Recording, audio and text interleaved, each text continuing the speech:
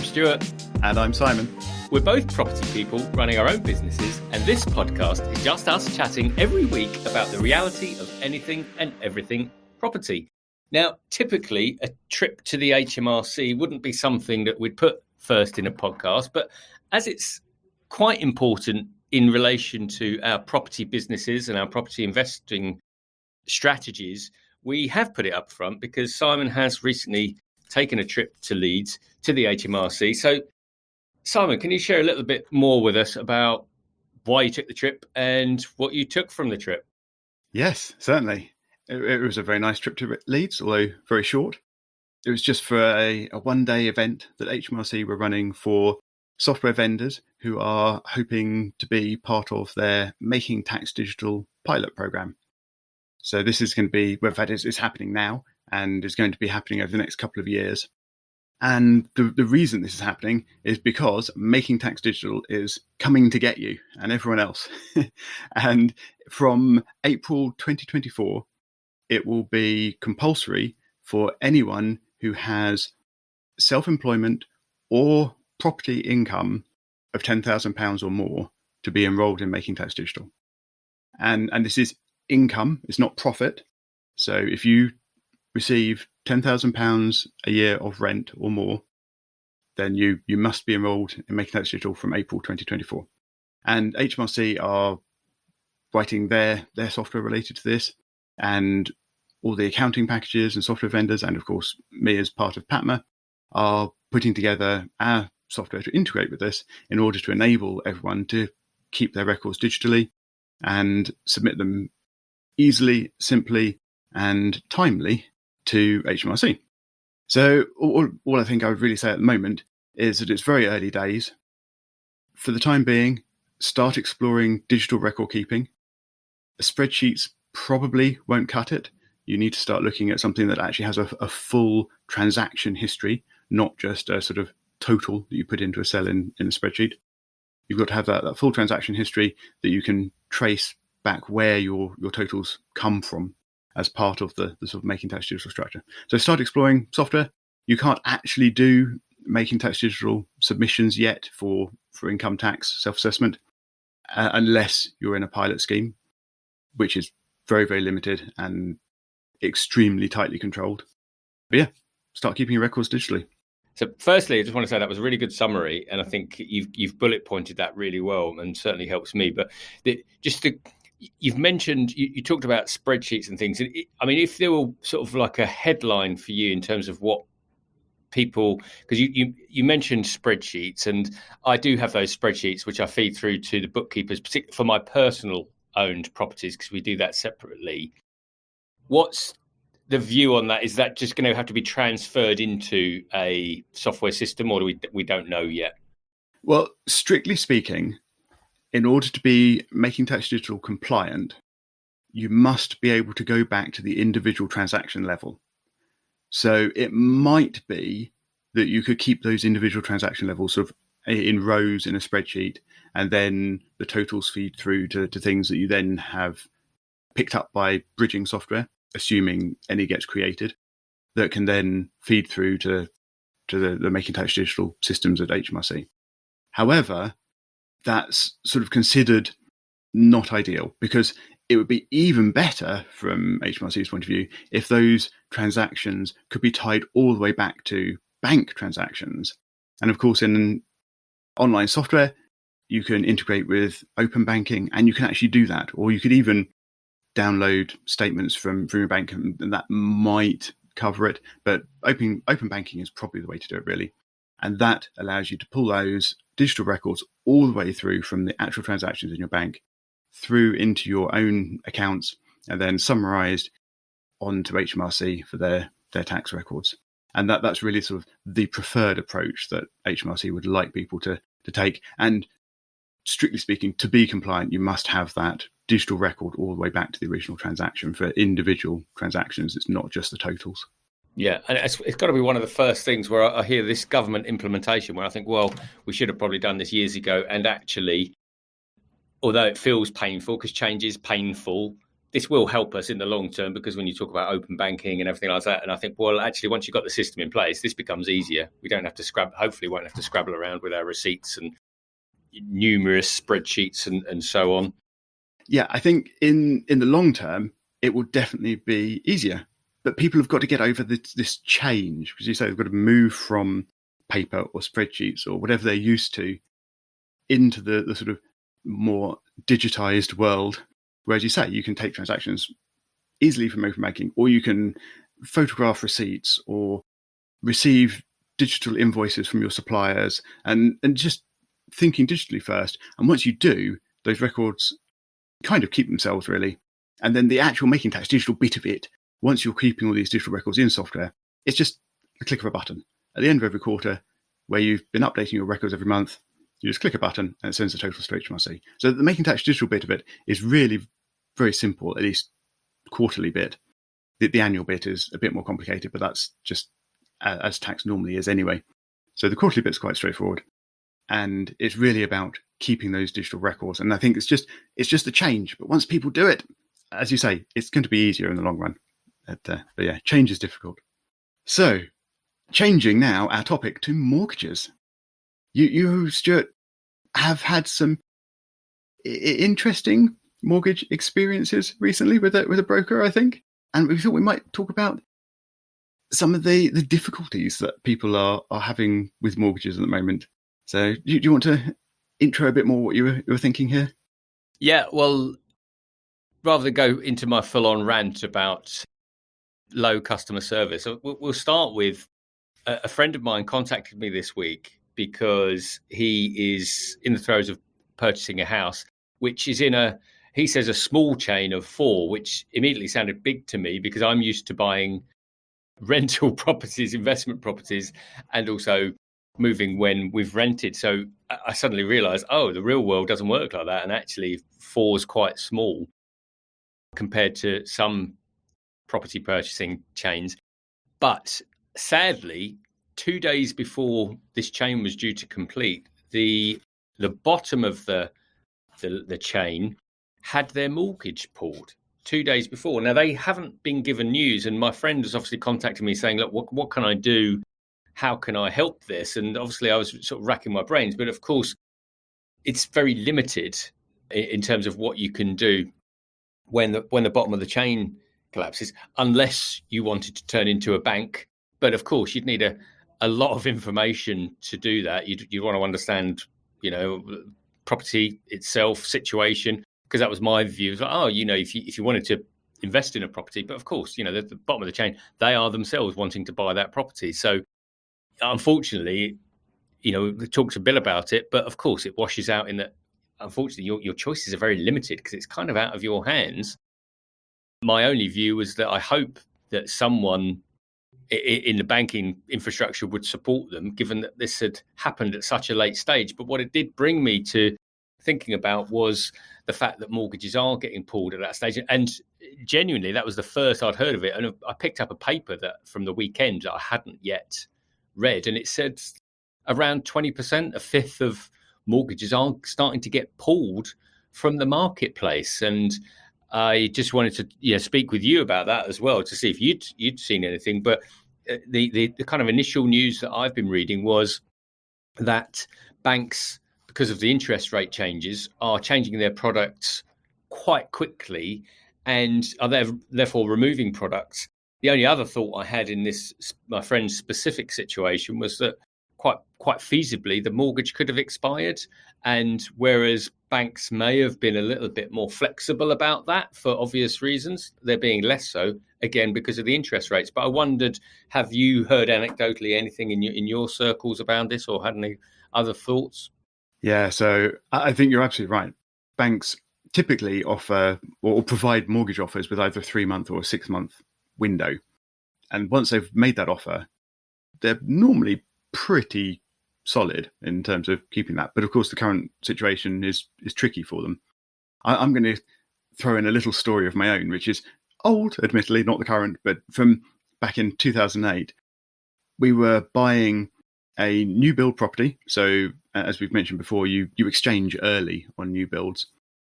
So we'd arranged our mortgage and we'd agreed our price and we'd exchanged. And this mortgage had to be given a very specific sort of extra long validation because it was going to be a while before the house was built. But they did that, and they provided it, and we went ahead, exchanged, and then of course builder went off and built the house, and the housing market went off and collapsed. By the time we were actually due to complete, our house was now worth significantly less than we had agreed to pay for it. And I think it was about a week before we were due to complete and move in, we heard from our bank that they were withdrawing our mortgage offer. And of course, this is, or would have been, a tinsy bit of a problem because no new bank was ever going to give us a new mortgage in the market at that point because it had changed. So yeah, we had to phone up the bank and basically plead with them to honour the original offer, because we were still within the time that they had said they were going to honour it for.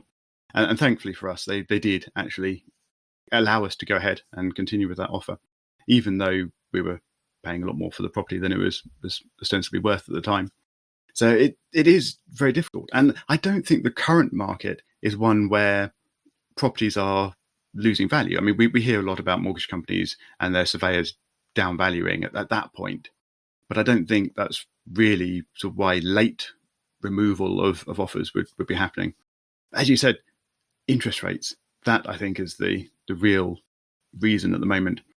I've heard in property events recently from mortgage brokers speaking that the mortgage companies are pulling offers, as in they're pulling products generally.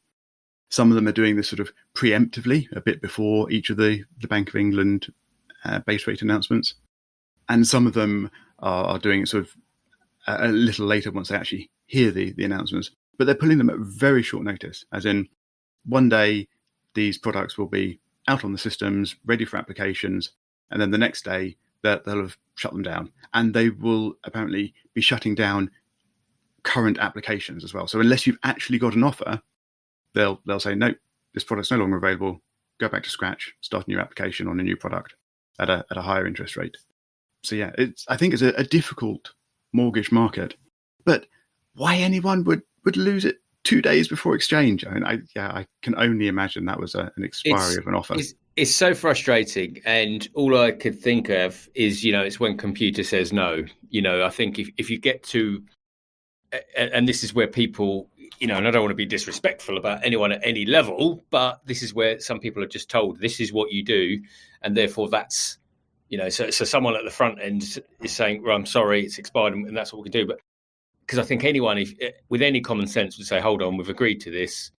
There will have to be some form of compromise, you would hope. But, another story actually that came to me this morning of this recording was, someone I'm working with, supporting in terms of their property investing, sent me a message so they are refinancing their property, and I'm going to try and steer well away from any names of companies or anything at this stage, because it's not really my story to tell. So if I do, Simon, you've got to bleep me out. But essentially, it won't be the first time. They're refinancing a property which they're going to use for further investment. Now, the bank in question has of today said they're not going to. So it all got approved, but the bank's now put a stop on it because they've said, well, no, we're not going to give you that further or the remortgage stroke further borrowing, because that borrowing will be used to purchase a rental property, which you're then going to use us for, which will take you over the number of properties we allow you to use with us.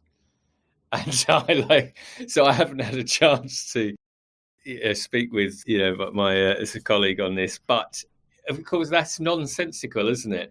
Because the first bridge, or the first milestone is, well, are we refinancing? Yes, where that money then, okay, fine, they have a say in where the money. They won't give you that money for certain reasons. We know that. But actually, if they've already approved that refinancing, it kind of, to me, I'm like, well, you're now assuming that that's going to go with you. Exactly. I mean, you might use a different bank for the second loan, and yes, reject the second loan at the point of the second loan if that takes you over the limit, but don't reject the first one. I know. I mean, we laugh because we've experienced enough of this, but I know that when you're at the coalface, this is so frustrating. But as I've written to my friend there, I just sort of said, look, because he said, oh, common sense will prevail. But as we know, common sense plus banks is not an often equation, or an equation that I'm often seeing, to be honest.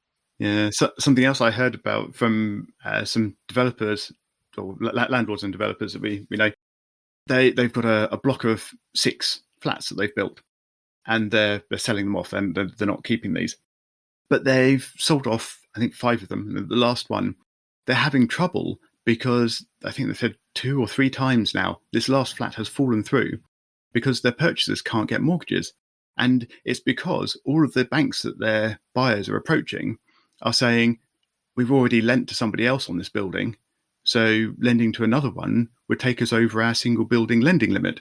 So even though it's a completely different customer, a completely different person, we won't accept any further exposure on this building. And hence the buyers are finding it very difficult to get mortgages. This was a conversation with a mortgage broker as well involved. And they said this is actually quite common. Banks will often have sort of postcode exposure limits. So they will say, we will not lend to more than so many properties in this postcode. If you just happen to be the person that goes over that limit for that bank, you can't get a mortgage with them for that house for no other reason. Yeah, it seems very strange. I mean, I can sort of understand it, but I mean, unfortunate. It's that one is super frustrating as well. The only thing I would say, and of course, as you know, I'm never going to be one to defend banks, but I would say at least that there is some rationale applied there. And I'm not a fan of banks, but I think that certain things we have to, I think, expect is that, well, in my experience, is of course they have to put in some form of risk mitigation. And on the buildings thing, I do kind of get that, because I feel that even just from investing in a very specific localized area, I personally feel that risk exposure. Like if an event were to happen, again, I don't like it, because I think in terms of the banks, not only, we've bailed them out and et cetera, et cetera. So you kind of think, well, I'm pretty sure you could manage that by limiting your LTV. So at least give a product, but maybe you'll only go up to 65% loan to value. But anyway, we could get onto a rant here that we don't particularly have time for. And fortunately for the listeners, I don't have time to rant about my lack of service with a mortgage broker either. So we're going to move to the final subject of today. Again, another acronym for everybody, EPC. And Simon, was this a day event that you went to talk through EPC? Yeah, so I attended a training course. This is quite unusual for me. I'm normally one for internet research and reading, but I actually attended online. I didn't physically move anywhere, but I attended a paid for training course. And this is a training course run by Sue Breyer, or rather her company. We'll include a link to her website in the show notes. It cost about £100. I think it's just under. The actual day event is a full day event. And it was run by a couple of guys, Don and Peter. And Peter is a very experienced EPC assessor and trainer. And he was just full of knowledge. And the whole day generally was packed full of really interesting EPC knowledge, experience, tips, tidbits, etc. And it was sort of focused around what can landlords do to try and get their properties either up to the required level or exempt from getting up to the required level. And I'm not going to go into all the details of the course. Obviously, it's a day-long course, and we've got about 5 minutes to talk about it here, so that wouldn't work anyway. But I thought there were a couple of key takeaways that I hadn't realised that I thought were interesting to mention. One of them, which I think is my biggest sort of, oh my goodness moment, is that EPC ratings, and obviously the bands, A to F and whatever, are based on energy cost, not their carbon emissions or their environmental cost and impact. So that means that, of course, straight away, electricity costs more than gas per kilowatt hour. So that puts electricity at a disadvantage to gas. And yet gas is actually certainly now that we're generating electricity a lot more cleanly, a lot in much greener ways, that means that it's wrong. It's counter to actually environmental improvements, because it means that in almost all cases, a gas heating system will provide you a better EPC rating than some of the electricity-based ones, even though the electricity-based ones are far more efficient, far better for the environment because the electricity is being sourced greenly, or could be sourced greenly. And yeah, it just seems counterintuitive. But there you go. And apparently EPCs are sort of up for some kind of reform in the coming years, but it's going to take a while. And I mean, did you realise this, Stuart? Did you know it was based on the cost of energy? Absolutely no idea. Sleeping in ignorance I was, and I'm already nervous now about my little studio flat, because that's all electric. As you say, that is a real eye-opening moment for me, because I hadn't even considered my naivety was the thought that it would be based on a cumulative number of factors, including levels of insulation. I think we talked about that before, and its ability to retain heat and so on. But just that, they do definitely, they are definitely part of it. And actually, that feeds on to one of the other things, sort of a very high level. They mentioned sort of the order of things to tackle. And the first one is insulate, because if your property is well insulated, then it reduces the amount of energy that you must put into it to heat it. And then whether that heating energy is coming from gas or electricity or whatever, if you can reduce the amount that's needed, then you're going to improve your EPC. So they said insulate, always insulate. Insulate is the first thing to do. Even if you've already got insulation, look at whether you could improve the insulation or extend the insulation. And then after you're really thoroughly insulated, then look at improving the heating system. If you're really aiming for EPC improvements, then that might actually mean going for something counterintuitive, like a gas heating system rather than an electric one, depending on your situation. Although some electric ones can work out well. But yeah, there's not necessarily the obvious answer there if you're targeting EPC improvements specifically rather than environmental improvements. And then only after that should you look at doing things like installing solar panels, PV, etc., because they'll have sort of lesser improvements overall. So yeah, you're right. There are definitely a multitude of factors that go into the overall calculation, but the energy input element of it, whatever that is for heating, hot water, etc., is based on cost rather than environmental expense. Very good. And every day is a school day. I've certainly learnt today, and I hope this episode has brought some information to you, the listener, as well. And don't worry, if you want more information on EPC, we are going to talk about that further. We do have a guest on our next week's podcast, which will be able to talk about that, among many other things as well. As always, if you've enjoyed the show in any way, please do leave us a rating or review on your podcast player of choice. Also, please reach out to us, as Alfie Chats did recently on Twitter, and just tweet us at bizofproperty, at BIZ of property, or go and check us out on thebusinessofproperty.com. Until we see you next week.